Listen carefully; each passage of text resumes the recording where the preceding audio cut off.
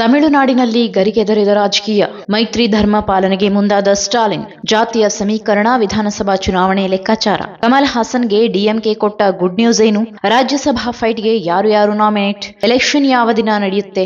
ನಾನು 86 kg ಇದ್ದವಳು 71 kg ಬಂದಿದ್ದೀನಿ. ವಯಸ್ಸಾದ್ಮೇಲೆ smart ಆಗಿ ಕಾಣ್ತೀರಾ ಅಂದ್ರೆ ಜಿನ್ನಿ. 126 kg ವೇಟ್ ಇದ್ದು ನಾವು ಈಗ 114 kg ಲೆಕ್ಕ ಬಂದಿದ್ದೀವಿ. ಯಾವುದೇ ಸೈಡ್ ಎಫೆಕ್ಟ್ ಆಗಿಲ್ಲ. 84ರಿಂದ 50 kg ಬಂದೆ. ಆಮೇಲೆ ಸಣ್ಣಗೆ ಫಿಟ್ ಆಗಿದ್ದೀನಿ. ಅದಕ್ಕೆ ನಾನು ಯೂಸ್ ಮಾಡ್ತಾ ಇರೋದು ಜೀನಿ ಸ್ಲಿಮ್. ಜೂನ್ 19ರಂದು ನಡೆಯಲಿರುವ ರಾಜ್ಯಸಭಾ ಚುನಾವಣೆಗೆ ಡಿಎಂಕೆ ಬುಧವಾರ ತನ್ನ ಅಭ್ಯರ್ಥಿಗಳನ್ನ ಘೋಷಿಸಿದೆ.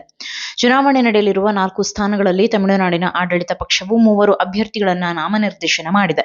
ಅದರಲ್ಲಿ 1 ಸ್ಥಾನವನ್ನ ತನ್ನ ಮಿತ್ರ ಪಕ್ಷವಾದ ಮಕ್ಕಳ ನಿಧಿ ಮಯ್ಯಂ ಎಂಎನ್ಎಂಗೆ ಹಂಚಿಕೆ ಮಾಡಿದ್ದು, ಈ ಮೂಲಕ ನಟ ರಾಜಕಾರಣಿ ಕಮಲ್ ಹಾಸನ್ ಅವರ ಸಂಸತ್ತಿನ ಪ್ರವೇಶಕ್ಕೆ ದಾರಿ ಮಾಡಿಕೊಟ್ಟಿದೆ. ಕಮಲ್ ಹಾಸನ್ಗೆ ರಾಜ್ಯಸಭೆಗೆ ಡಿಎಂಕೆ ದಾರಿ. ಇನ್ನು ಡಿಎಂಕೆ ಪಕ್ಷದ ಅಧ್ಯಕ್ಷ ಮತ್ತು ತಮಿಳುನಾಡು ಮುಖ್ಯಮಂತ್ರಿ ಎಂಕೆ ಸ್ಟಾಲಿನ್ ಸೀಟು ಹಂಚಿಕೆಯ ವಿಚಾರದ ಬಗ್ಗೆ ಎಂಎನ್ಎಂ ಜೊತೆ ಈ ಹಿಂದೆ ಒಪ್ಪಿಕೊಂಡಂತೆಯೇ ಅವಕಾಶ ಮಾಡಲಾಗಿದೆ ಎಂದು ಹೇಳಿದ್ದಾರೆ. ಡಿಎಂಕೆ ನಾಮನಿರ್ದೇಶಿತರಲ್ಲಿ ಹಾಲಿ ಸಂಸದ ಮತ್ತು ಹಿರಿಯ ವಕೀಲ ಪಿ ವಿಲ್ಸನ್, ಸೇಲಂ ಪೂರ್ವ ಜಿಲ್ಲಾ ಕಾರ್ಯದರ್ಶಿ ಮತ್ತು ಮಾಜಿ ಶಾಸಕ ಎಸ್ಆರ್ ಶಿವಲಿಂಗಂ ಮತ್ತು ಪಕ್ಷದ ವಕ್ತಾರ ಹಾಗೂ ಖ್ಯಾತ ಬರಹಗಾರ ಕವಿ ಸಲ್ಮಾ ಎಂದೇ ಜನಪ್ರಿಯರಾಗಿರುವ ರೊಕ್ಕಯ್ಯ ಮಲ್ಲಿಕ್ ಸೇರಿದ್ದಾರೆ. ಪ್ರಮುಖವಾಗಿ ಮಾಜಿ ಹೆಚ್ಚುವರಿ ಸಾಲಿಸಿಟರ್ ಜನರಲ್ ಆಗಿದ್ದ ವಿಲ್ಸನ್ 2019ರಲ್ಲಿ ರಾಜ್ಯಸಭೆಗೆ ಆಯ್ಕೆಯಾಗಿದ್ದರು. ಶಿವಲಿಂಗಂ ಈ ಹಿಂದೆ 1989 ಮತ್ತು 1996ರಲ್ಲಿ ಡಿಎಂಕೆ ಶಾಸಕರಾಗಿ ಸೇವೆ ಸಲ್ಲಿಸಿದ್ದರೆ, ಪಕ್ಷದ ದೀರ್ಘಕಾಲದ ಸದಸ್ಯೆಯಾಗಿದ್ದ ಸಲ್ಮಾ 2006ರ ವಿಧಾನಸಭಾ ಚುನಾವಣೆಯಲ್ಲಿ ಸ್ಪರ್ಧಿಸಿ ಸೋಲು ಕಂಡಿದ್ದರು. ಇವರನ್ನೆಲ್ಲ ನಾಮನಿರ್ದೇಶನ ಮಾಡುವ ಮೂಲಕ ಡಿಎಂಕೆ ಸಾಮಾಜಿಕವಾಗಿ ವಿವಿಧ ಕ್ಷೇತ್ರಗಳಿಗೆ ಆದ್ಯತೆ ನೀಡುವ ಕಾರ್ಯಕ್ಕೆ ಮುಂದಾಗಿದೆ. ಜಾತಿಯ ಸಮೀಕರಣಕ್ಕೆ ಮುಂದಾದ ಸ್ಟಾಲಿನ್. ಸಲ್ಮಾ ಮುಸ್ಲಿಂ ಸಮುದಾಯಕ್ಕೆ ಸೇರಿದವರಾಗಿದ್ದಾರೆ. ವಿಲ್ಸನ್ ಕ್ರಿಶ್ಚಿಯನ್ ಮತ್ತು ಶಿವಲಿಂಗಂ ಹಿಂದೂ ಸಮುದಾಯವನ್ನ ಪ್ರತಿನಿಧಿಸುವ ಡಿಎಂಕೆಯ ಸಮಗ್ರ ರಾಜಕೀಯ ಸಂದೇಶವನ್ನ ಒತ್ತಿ ಹೇಳುತ್ತದೆ. ಬುಧವಾರ ನಡೆದ ಪಕ್ಷದ ಕಾರ್ಯಕಾರಿ ಮತ್ತು ಆಡಳಿತ ಸಮಿತಿಗಳ ಸಭೆಗಳ ನಂತರ ಎಂಎನ್ಎಂ ಕಮಲ್ ಹಾಸನ್ ಅವರನ್ನ ತನ್ನ ಅಭ್ಯರ್ಥಿಯಾಗಿ ಡಿಎಂಕೆ ಘೋಷಿಸುವ ಮೂಲಕ ಮೈತ್ರಿ ಧರ್ಮ ಪಾಲನೆಯತ್ತ ಹೆಜ್ಜೆ ಇಟ್ಟಿದೆ. ಶೀಘ್ರದಲ್ಲೇ ರಾಜ್ಯಸಭಾ ಚುನಾವಣೆ. ಮುಖ್ಯವಾಗಿ 2024ರ ಲೋಕಸಭಾ ಚುನಾವಣೆಯ ಸಮಯದಲ್ಲಿ ಡಿಎಂಕೆ ಹಾಗೂ ಎಂಎನ್ಎಂ ಉಭಯ ಪಕ್ಷಗಳು ಮಾಡಿಕೊಂಡ ಒಪ್ಪಂದದ ಭಾಗವಾಗಿ ಅವರ ನಾಮನಿರ್ದೇಶನ ಮಾಡಲಾಗಿದೆ. ಡಿಎಂಕೆಯ ಸಂಸದರಾದ ಎಂ ಷಣ್ಮುಗಂ, ಎಂ ಮೊಹಮ್ಮದ್ ಅಬ್ದುಲ್ಲಾ ಮತ್ತು ಪಿ ವಿಲ್ಸನ್ ಮತ್ತು ಡಿಎಂಕೆಯ ವೈಕೋ ಅವರ ಅವಧಿ ಮುಗಿಯುತ್ತಿದ್ದಂತೆ ಮುಂಬರುವ ರಾಜ್ಯಸಭಾ ಚುನಾವಣೆ ಅನಿವಾರ್ಯವಾಗಿದೆ.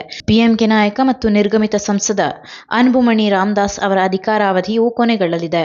ಜೂನ್ 19ರಂದು ಚುನಾವಣೆ, ಅಂದೇ ರಿಸಲ್ಟ್. ವಿಧಾನಸಭೆಯಲ್ಲಿ ತನ್ನ ಪ್ರಸ್ತುತ ಬಲದೊಂದಿಗೆ 2 ಸ್ಥಾನಗಳನ್ನು ಗೆಲ್ಲುವ ನಿರೀಕ್ಷೆ ಇರುವ ಪ್ರಮುಖ ವಿರೋಧಿ ಪಕ್ಷವಾದ ಎಐಎಡಿಎಂಕೆ ಇನ್ನೂ ತನ್ನ ಅಭ್ಯರ್ಥಿಗಳನ್ನು ಘೋಷಿಸಿಲ್ಲ. ಆದರೆ ರಾಜ್ಯಸಭಾ ಚುನಾವಣೆಯ ನಾಮಪತ್ರ ಸಲ್ಲಿಕೆ ಜೂನ್ 9ರಂದು ಮುಕ್ತಾಯಗೊಳ್ಳಲಿದ್ದು, ಮರುದಿನ ಪರಿಶೀಲನೆ ನಡೆಯಲಿದೆ. ಜೂನ್ 19ರಂದು ಮತದಾನ ನಡೆಯಲಿದ್ದು, ಅಂದು ಸಂಜೆ ಫಲಿತಾಂಶ ಪ್ರಕಟವಾಗಲಿದೆ.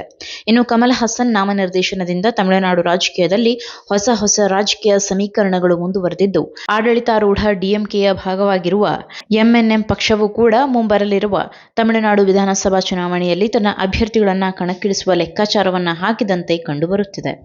ಈ ಮಾಹಿತಿ ನಿಮಗೆ ಇಷ್ಟವಾಗಿದ್ದಲ್ಲಿ ಈ ಬಗ್ಗೆ ಕಮೆಂಟ್ ಮಾಡಿ, ವಿಡಿಯೋನ ಲೈಕ್ ಮಾಡಿ, ಶೇರ್ ಮಾಡಿ. ನಮ್ಮ ಚಾನೆಲ್ನ ಸಬ್ಸ್ಕ್ರೈಬ್ ಮಾಡದಿದ್ದಲ್ಲಿ ಬೇಗ ಸಬ್ಸ್ಕ್ರೈಬ್ ಮಾಡಿ. ಧನ್ಯವಾದ.